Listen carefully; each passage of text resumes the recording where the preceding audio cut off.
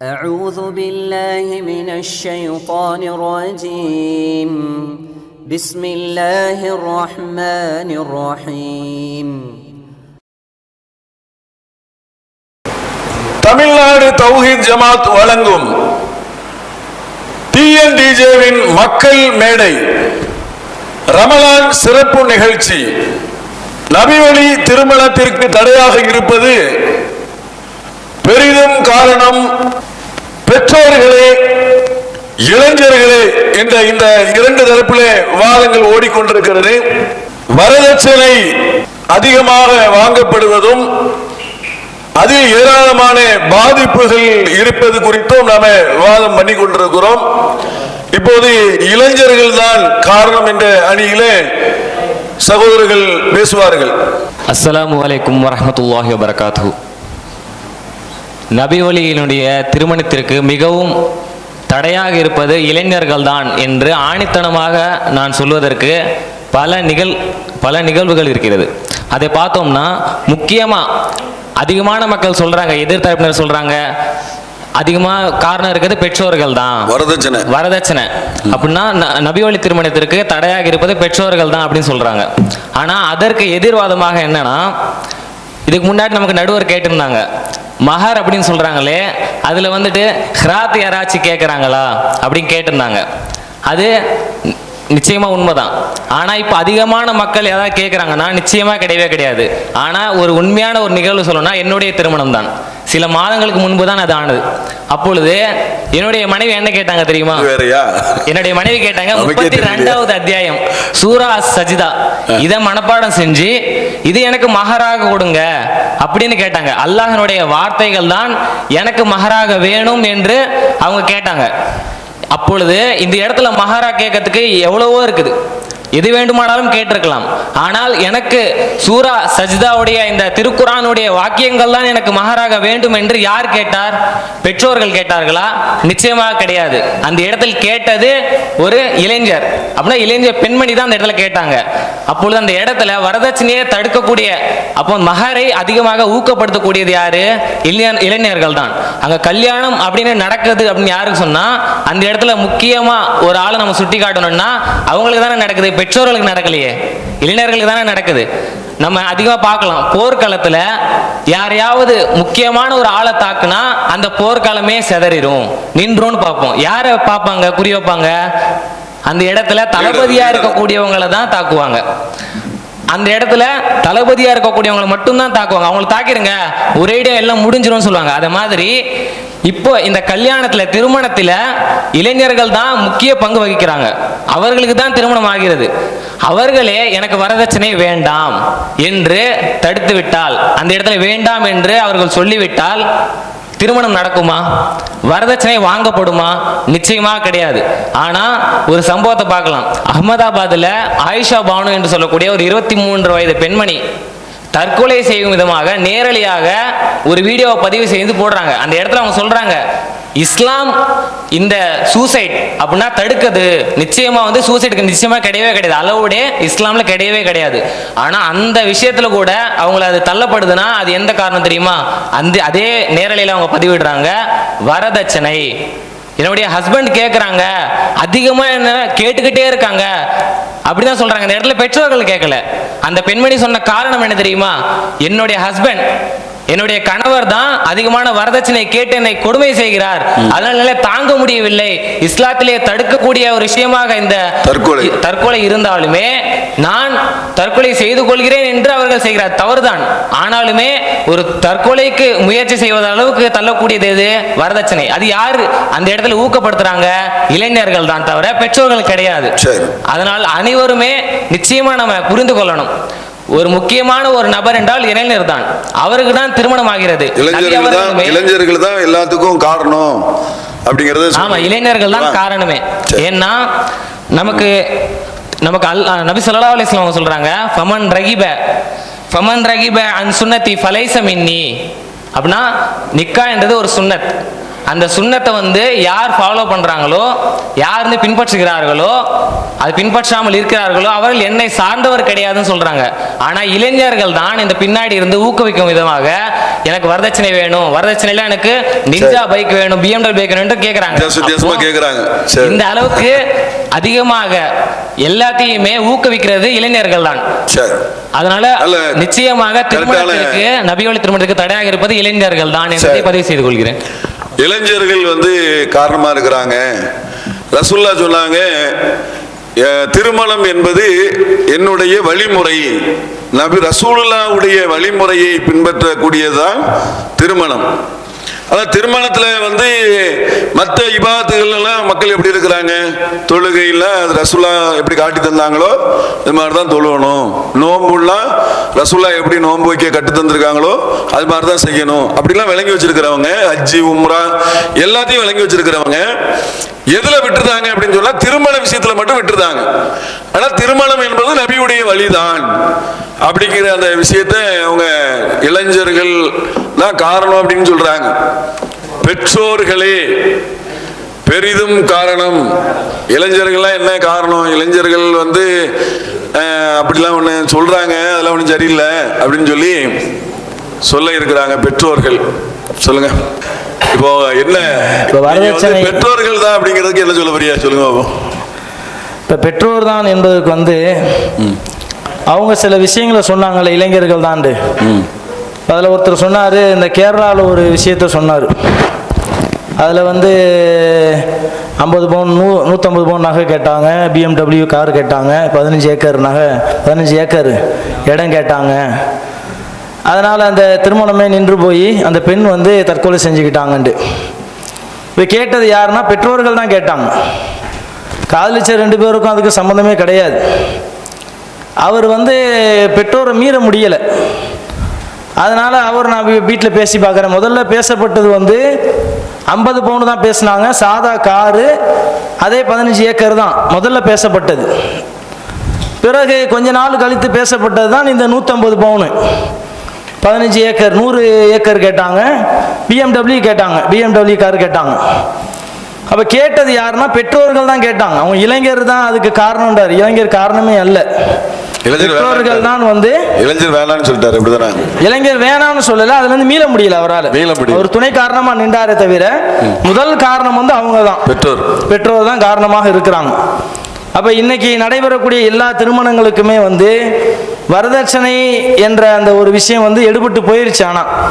ஆனாலும் கூட வரதட்சணைக்கு காரணமாக இருப்பது பெற்றோர்கள் தான், அதை யாருமே மறுக்க முடியாது. இன்னைக்கு உள்ள திருமணங்கள்ல பெரும்பாலும் வரதட்சணைகள்லாம் வாங்கப்படுறது கிடையாது. அந்த காலங்கள் மாறிடுச்சு. எல்லாம் சொல்றீங்க பெரும்பாலும் காரணங்கள் ஜி, பெரும்பாலும் இன்னைக்கு யாரும் வரதட்சணை வாங்குறது கிடையாதுல்ல. ஆனா வரதட்சணைக்கு காரணம் யாருன்னு கேட்டா பெற்றோர்கள் தான். வரதட்சணை சம்பவம் நடந்துச்சு, அது எப்போ? அது இப்பதானங்க. அதான் ஜி, அது கேரளால தானே நடக்குது. இப்ப வந்து திருமறை குர்ஆன்ல அல்லாஹ் என்ன சொல்லி காட்டுறான்னா, வாத்துனி சதுகாத்துஹின நிகழா, நீங்கள் பெண்களுக்கு கொடுக்க வேண்டிய மகர் தொகையை கொடுத்துருங்க அப்படின்னு சொல்லி காட்டுறான். ஆனால் பெற்றோர்கள் தான் என்ன செய்கிறாங்கன்னா, பெண் வீட்டார்கிட்ட நகையாக ரொக்கமாக அவங்க வந்து கேட்குறாங்க. இன்னைக்கு எத்தனையோ நம்ம இஸ்லாம் ஒரு இனிய மார்க்க நிகழ்ச்சிகளை நம்ம பார்த்துருக்குறோம். இந்த வரதட்சணையை தான் ஒரு மிக முக்கிய குற்றச்சாட்டாகவே சொல்லுவாங்க மாற்று மதத்தவர்கள். உங்கள் இஸ்லாத்தில் வந்து எல்லாமே காஸ்ட்லியாக இருக்குது, திருமணம் கூட காஸ்ட்லியாக இருக்குது. ஒருத்தர் கூட சொன்னார், நான் இஸ்லாத்தை ஏற்றுக்கணும்னு ஆசைப்பட்றேன், ஆனால் வந்து நான் ஒரு 4 பெண் பிள்ளைகள் வச்சுருக்கிறேன், அந்த 4 பொம்பளை பிள்ளைங்களுக்கு கல்யாணம் பண்ணி கொடுத்துட்டு நான் வந்து இஸ்லாத்துக்கு வந்துடுறேன். ஏன்னா எங்கள் சமுதாயத்தில் ரொம்ப குறைவாக தான் கேட்குறாங்க, நகையாக இருந்தாலும் பணமாக இருந்தாலும் எல்லாமே ரொம்ப குறைவாக தான் கேட்குறாங்க. உங்கள் சமுதாயத்தில் எல்லாமே கிலோ கணக்கில் கேட்குறாங்க, நகையாக இருந்தாலும் கிலோ கணக்கில் கேட்குறாங்க, இடம் கேட்குறாங்க, வெளிநாட்டு வாழ்க்கை கேட்குறாங்க, விசா கேட்குறாங்க. அப்போ அந்த ஒரு காரணங்களை எல்லாம் இன்னைக்கு சொல்லக்கூடிய காட்சிகளை பார்க்கிறோம்.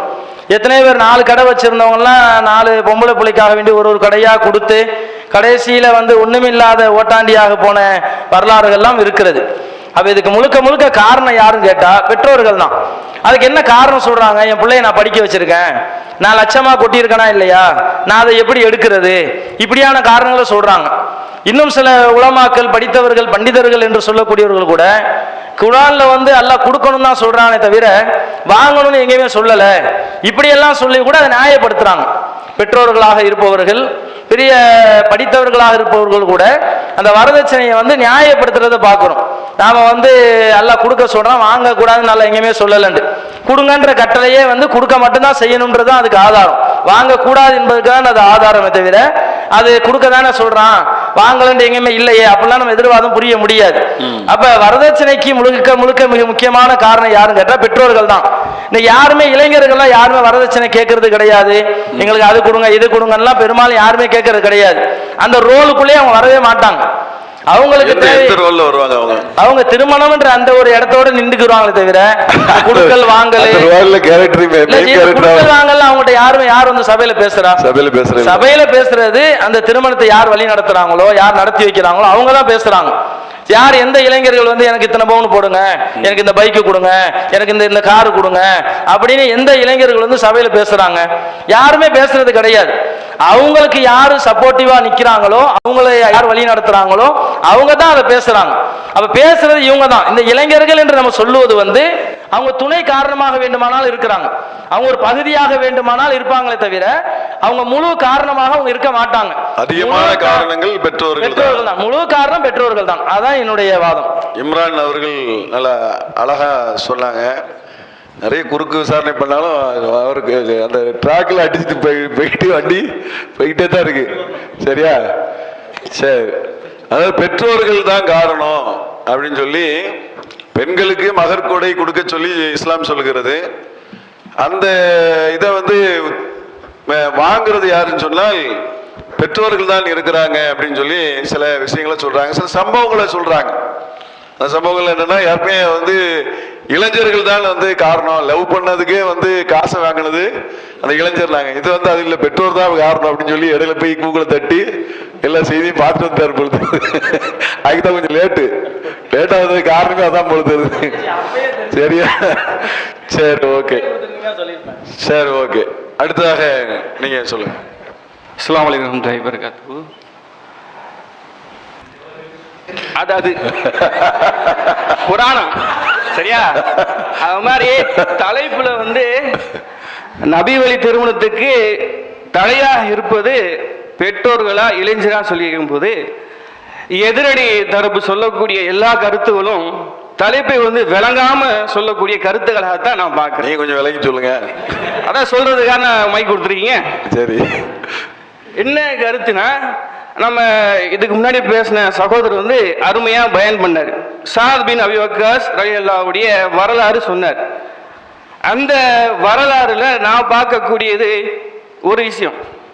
அவர் வந்து இஸ்லாத்தை ஏற்றுக்கொண்டார், அல்லாஹ்வுடைய தூதரை ஏற்றுக்கொண்டக்கூடிய செய்தி சொன்னோன்னு எதிர்த்தவர் யார்? நீங்க சொல்லுங்க. எடுத்தவங்க பெற்றோர் தான். வந்துட்டீங்களா? பாயிண்ட் வந்துட்டீங்களா? பாயிண்ட் நான் என்ன சொல்றேன், பாயிண்ட் பிடிக்கிறீங்களா? அங்க தலைப்பு என்ன, நபி வழிபை நடக்கிறதுக்கு ஒரு இளைஞர் முன் வந்தார்னா முதற்கட்ட போடக்கூடியது பெற்றோர் சொல்லக்கூடிய சொன்னாங்க. இன்னைக்கு நம்ம சகோதரர் சொன்னார், மூசா அலைஹிஸ்ஸலாம் வந்து 8 ஆண்டுகள் வந்து உழைத்து மகராக தரக்கூடியதை. இப்ப என்ன கருத்துன்னா, இன்றைய காலகட்டத்தில் நாம வந்து முன்னாடி ஒரு சகோதரர் என்ன சொன்னார்னா, எங்க தெருவில் ஒரு இளைஞர் தானா போய் கல்யாணம் பண்ணிட்டு வந்தாரு, தாலியை கட்டிட்டு வந்தாரு. நீங்களும் வந்து அதுக்கு என்ன சொன்னீங்க, கக்கூஸ்ல என்ன கல்யாணம் பண்ணா, தண்ணி நீச்சல் கொடுத்து கல்யாணம் பண்ணான்னு சொல்லி சொல்லக்கூடிய செய்தியை வந்து நீங்களும் வந்து சப்போர்ட் பண்ற மாதிரி பேச சப்போர்ட் பண்ணிட்டா உண்மைதானுங்க. இப்ப என்னன்னா உங்க தரப்புல எல்லாத்தையும் வலுவா இருக்கு போல தெரியுது. இப்ப என்னன்னா நான் வந்து சொல்றேன்னா, இந்த செய்தி சேனல்கள்ல பேப்பர்ல வருது என்ன தெரியுமா, அதிசயமா நடக்கிறதா சொல்லுவான் தவிர தினசரி நடக்கக்கூடிய செய்தியை சொல்லவே மாட்டான். ஓ அப்படி. நீங்க வந்து எல்லா பத்திரிகையும் பாருங்க, நம்ம ஜமாத் சார்பாக கூட டெய்லி ஏதோ ஒரு மாவட்டத்தில் ஏதோ ஒரு கல்யாணம் நடக்குது, நபி வழிபடி திருமணம் நடக்குது. அது என்னைக்காச்சும் பேப்பர்ல போட்டுருக்கா? வராது. வரவே என்னைக்காச்சும் ஒருத்தர் கக்கூஸ்ல கல்யாணம் பண்ணா, ஏரோப்ளேன்ல கல்யாணம் பண்ணா, பிளைட்ல போகும்போது கல்யாணம் பண்ணா, இது சொன்னாதான் பேப்பர்ல வரும். அதுவும் என்ன செய்வான், நான் பேப்பருடைய பேரை சொல்லக்கூடாதுன்னு நினைக்கிறேன். அவன் தான் போடுவான். அந்த மாதிரி செய்திகள்லாம் என்ன போடுவான், இந்த பெண்ணோட அவன் ஓடிட்டான்னு சொல்லக்கூடிய சொல்லும் போது அந்த பேப்பர் தான் பேர் சொன்னா விளம்பரம் மாதிரி ஆயிடும். சரிங்களா? இல்ல எதுக்கு கக்கூசுக்கு விளம்பரம் பேப்பருக்கு. சரி, அத மாதிரி இப்போ வந்து நம்ம பாய் சொன்னாங்க. இப்போ ஒருத்தர் வந்து சொல்றாரு வச்சுங்க, தலைப்புக்குள்ள போவோம். The best idea. Continue. தலைப்புக்குள்ள போகும்போது 8 ஆண்டுகள் வந்து நான் உழைத்து மகனா கொடுத்து திருமணம் முடியும் சொல்லி இந்த காலத்துல ஒருத்தர் சொல்றான் வச்சுங்க. யதார்த்தத்துக்கு வரணும், யதார்த்த நிலைக்கு வரக்கூடியதை நம்ம பேசணும். அந்த பேசக்கூடிய செய்தி வரும்போது இன்னைக்கு ஒருத்தர் சொல்றான்னா முதல்ல சொல்லக்கூடியது, இன்னைக்கு எல்லாத்துக்கும் கௌரவம் பார்க்கக்கூடிய ஆள் இருக்காங்க. கௌரவம் எப்படி கௌரவம் பார்க்கறாங்க? பையன் வந்து பாஸ் ஆயிட்டான், இருந்தாலும் அம்மா அடிக்கிறாங்க. ஏன் அடிக்கிறாங்கன்னு ஒருத்தர் போய் கேட்டா, பக்கத்து வீட்டுக்கார 2 மார்க் எதையும் வாங்கிட்டான் அவன் பையன், அவனவே ஏன் குறைச்சு வாங்கிட்டான், ஆனா மார்க் நல்லதான் வாங்கி இருக்கிறான். ஏன் கௌரவம்னா என் பையன் அவனோட நல்ல மார்க் வாங்கிட்டான், என் பையன் நல்ல சிறப்பா வாங்கிட்டான், இப்படின்னு சொல்லக்கூடிய வெட்டி கௌரவம் வந்து எல்லாத்தையும் இருக்கு. நாம ஒரு கார்ல போறோம்னா பக்கத்து வீட்டுக்காரர் அதோட பெருசா வாங்கிட்டானே அப்படின்னு சொல்லக்கூடிய நிலையில் தான் இந்த காலகட்டத்தில் போகக்கூடிய இருக்கும்போது, பெற்றோர்கள் சொல்லக்கூடிய நிலை இருக்கும்போது, இந்த சிச்சுவேஷனுக்கு நம்ம பார்க்கும்போது சொல்லும்போது என்ன சொல்லுவாங்க, 8 ஆண்டுகள் அப்பா நீ உழைச்ச சம்பாதிச்சா அடுத்து என்னப்பா பண்றது அப்படின்னு ஒரு தாய் சொல்லதான் செய்வாங்க. யதார்த்தத்தை சொல்ல 8 ஆண்டுகள் உழைத்து நான் மகர் கொடுத்து செய்து வந்து நான் 100க்கு 100 ஏற்றுக்கொள்கிறேன், அதுதான் சரி. ஆனால் இன்றைய காலகட்டத்தில் ஒரு தாய் தந்தை சொல்லக்கூடிய என்ன தெரியுமா, நீங்க வந்து நான் மிகைத்து படுத்து சொல்றேன் நினைக்காதீங்க. கல்யாணம் என்கிறது மார்க்கத்தில் வந்து இஸ்லாத்தை பொறுத்தவரை எல்லாமே எளிதுன்னு சொல்லி கொடுத்தாங்க அல்லாஹ்வுடைய தூதர் ஸல்லல்லாஹு அலைஹி வஸல்லம். எளிமையானது மார்க்கம் என்பது எளிமையானது. யார் அதை மிகைத்து விடுகிறார்களோ, அதை சிரமத்துக்குள்ளாகிறார்களோ, அது அல்லாஹ் ரசூலுல்லாஹ் சொல்றாங்க, அதை அவர் மிகைத்து விடும் சொல்றாங்க. அது மாதிரி இன்னைக்கு காலகட்டத்தில் பையனுக்கு வந்து கல்யாண வயசு ஆகுது, திருமணம் ஏன் கேட்கலன்னா இன்னும் சின்ன பையன் தானே. ஏன் சொல்லுவாங்கன்னா அது தகுந்த மாதிரி வரல. பெற்றோர் சொல்லும் போது பெற்றோர் சொல்லும் போது என்ன ஆகும்னா, நாம ஒரு தரப்பு மட்டும் இருக்கக்கூடாது இந்த விஷயத்துல. 2 தரப்பு சொல்லுவோம். நான் அங்க சொல்ல வரல, அங்க பெற்றோர் 2 பேர் இருக்காங்க. பெண்ணை எடுத்தவனும் பெற்றோர் இருப்பான், பையனும் பெற்றோர் இருப்பான். அந்த 2 பெற்றோட நிலை எப்படி தெரியுமா இந்த உலகத்துல? இந்த பெண்ணை வந்து வச்சிருக்காங்கன்னா அங்க மாப்பிள்ளை வச்சிருக்காங்க இல்லையா, அவனுக்கு வந்து இன்னொரு பொண்ணு இருக்கு, அவனுக்கு நான் எப்படி கரை சேர்க்கணும், அந்த பொண்ணுக்கு எப்படி கரை நான் சேர்க்கணும், இங்கிருந்து வாங்கி அங்க கொடுத்தாதானே. அப்படி இப்படிப்பட்ட நிலையில் தான் நம்ம இருக்க. வரவு செலவு கணக்கு பாக்குது. சின்ன பையனுக்கு வந்து என்னங்க கல்யாணம் பண்ணல, என்ன 24 வயசு என்ன ஆகுதுங்க, பார்த்துக்கலாம் சின்ன பையன் ஆகட்டும், அவன் செட்டில் ஆகட்டும், இப்படியே தள்ளி போடுறாங்க, கல்யாணம் பண்ண மாட்டாங்க. இஸ்லாமியங்கிற எளிய மார்க்கம். உண்மையாக சொல்லும் போது திருமணம் என்கிறது 2 வீட்டார் நேர்ந்து ஒத்துக்கொள்றது. இந்த பெண்ணை நான் திருமணம் முடிச்சுக்கிறேன்னு சொல்லி ஒரு பொறுப்பாளரை வைத்து நாம் என்ன செய்யறது, முடித்துக் கொள்ளக்கூடிய ஒரு ஒப்பந்தம் தான். கடுமையான ஒப்பந்தம் எல்லாம் சொல்லி காட்டுகிறான். அந்த ஒப்பந்தத்தை செய்து கொள்வதற்கு இந்த மாதிரி கஷ்டமான சூழ்நிலை காரணம் என்னன்னா, இந்த பெற்றோர்கள் எதிர்பார்ப்பு, பெற்றோருடைய அந்த எதிர்பார்ப்பு. இப்ப வந்து ஒரு மகன் வந்து சொல்ற 8 ஆண்டுகள் நான் திருமணம் முடிச்சுட்டு மகர் கொடுத்து திருமணம்னா உன் தங்கச்சி வாழ்க்கை என்ன ஆகும், அப்படியே பெற்றோருடைய நான் சொல்லக்கூடிய மைய கருத்து என்ன இருக்குன்னா, அவர்கள் சொல்லக்கூடிய எல்லா கருத்துக்களும் என்ன இருக்கு, அந்த சார்பின் அவிவகாசல்ல வந்து நேர்வழி நடக்கிறேன், சத்தியத்தை ஏற்றுக்கொள்கிறேன் நான் சொல்லக்கூடிய நேரத்தில் தடையாக இருந்தது யார்? பெற்றோராக இருக்காங்க. அவர் அதை மீறிதான் வராரு, அல்லாஹ்வுடைய இதாயத்தை கொண்டு நேர்வழி கொண்டு வராரு. ஆனால் அதை இல்லாத பட்சத்துல நல்ல அருமையான கருத்தை சொல்லி இருக்கிறீங்க. நான் முடிச்சிருக்கேன், அந்த விஷயங்கள் புரியுது. இது அது சம்பந்தமா வந்து இப்ப நம்ம இந்த உலகத்தில் இருக்கும்போது இந்த திருமணம் என்கிறது எளிமையாக்கப்படும் தான் மார்க்கத்துடைய அடிப்படை. மார்க்கத்துடைய அடிப்படை என்ன? வரதட்சணை இல்லாமல் எளிமையாக இரு சாராரும் பெற்றோர் சொல்லக்கூடிய நேரத்தை 2 பேர் இருக்காங்க, பெண்ணை எடுத்தவனும் பிள்ளை எடுத்தவனும் ஒரு சமமாக இருக்கக்கூடிய நிலை வரும்போதுதான் வரதட்சணை ஒழிக்கப்படும். வரதட்சணை இல்லாமல் இருக்க முடியும். அதை தாண்டி இந்த உலகத்தில் இருக்கக்கூடிய ஏற்றத்தாழ் வரும் பொழுதுதான் இந்த வரதட்சணை திருமணங்கள் வந்து பெற்றோர்கள் ஆதரிக்கிறாங்க. ஆதரிக்கிறாங்க. இந்த வரதட்சணை திருமணங்கள் நபி வழிக்கு மாற்றமாக நடக்கக்கூடிய திருமணங்களுக்கு பெரிதும் வந்து பெற்றோர்களே பெரிதும் காரணமாக இருப்பது பெற்றோர்கள். ஆனால் சில பெற்றோர் இருக்கிறாங்க, நான் அந்த பெற்றோர்களை வந்து சொல்ல மாட்டேன், சில பேர் இருக்காங்க நல்லா இருக்காங்க. எங்கேயோ போயிட்டீங்க போக. சரி, உணர்ச்சி வசமான ஒரு செய்திய, அது கரெக்ட் தான், உணர்ச்சி வசமான செய்திகளை சொல்லியிருக்கிறாங்க. அதாவது பெரிதும் காரணமாக இருப்பது பெற்றோர்கள் தான். பிள்ளைகளுடைய வாழ்க்கையை நாசமாக்குறதும் பெற்றோர்கள் தான். உயர்வான இடத்திற்கு கொண்டு போய் சேர்ப்பதும் பெற்றோர்களுடைய கையில தான் இருக்கிறது. அவங்க தான் எல்லாத்தையுமே என்ன செய்றாங்க, எல்லா விஷயங்களுக்கும் அடிப்படையாக இருக்கிறாங்க அப்படின்னு சொல்லி சொன்னாங்க. இந்நிகழ்ச்சியினுடைய தொடர்ச்சியை நாளைய தினம் பார்ப்போம்.